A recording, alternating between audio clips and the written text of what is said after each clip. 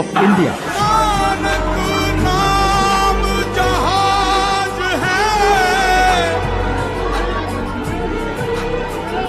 भाई मेसी तो चला गया।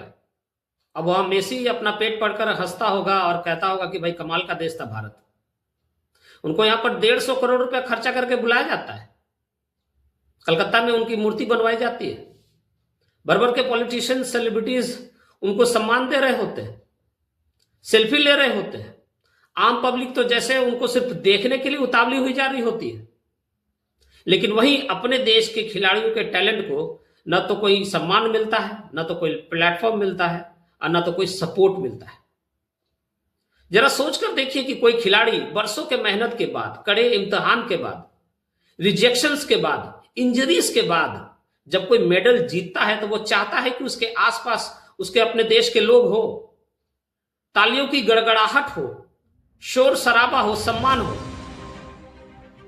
ज्योति यारा जी नाम की एक एथलीट का वीडियो काफी सोशल मीडिया पर वायरल हो रहा है, जहां वो स्टेडियम में अकेले खड़ी है। तब न तो वहां पब्लिक है न पॉलिटिशियन है, because she is just an Indian athlete.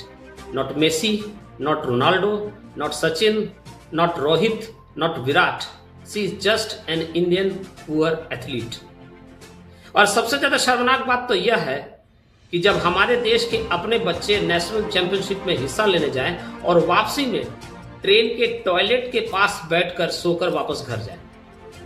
बताया जा रहा है कि उड़ीसा के गंजम जिले के 18 स्कूली बच्चे नेशनल कुश्ती चैंपियनशिप में हिस्सा लेने गए थे, लेकिन घर लौटने के दरमियान उनके अधिकारियों द्वारा ट्रेन में वापस लौटने की उचित व्यवस्था नहीं की गई, जिसके वजह से उन्हें भीड़, गंदगी और ठंड में 20 घंटे गुजारना पड़ा। इसकी जांच की जानी चाहिए। और साथ ही साथ हमारे देश के पॉलिटिशियंस को, अधिकारियों को यह समझना चाहिए कि यार इस देश का बच्चा बच्चा काबिल है, इस देश का बच्चा बच्चा काबिल है, लेकिन उनकी काबिलियत का इस सड़ी गली व्यवस्था ने दम घोट के रखा। पन्नों पर, सरकारी कार्यालयों में पन्नों पर देश के बच्चों के भविष्य, उनकी सुरक्षा, उनके सम्मान की ढेर सारी बातें की जाती है, लेकिन बाहर सच्चाई ना धूल, दरअसल जो है धूल फाक रही होती है।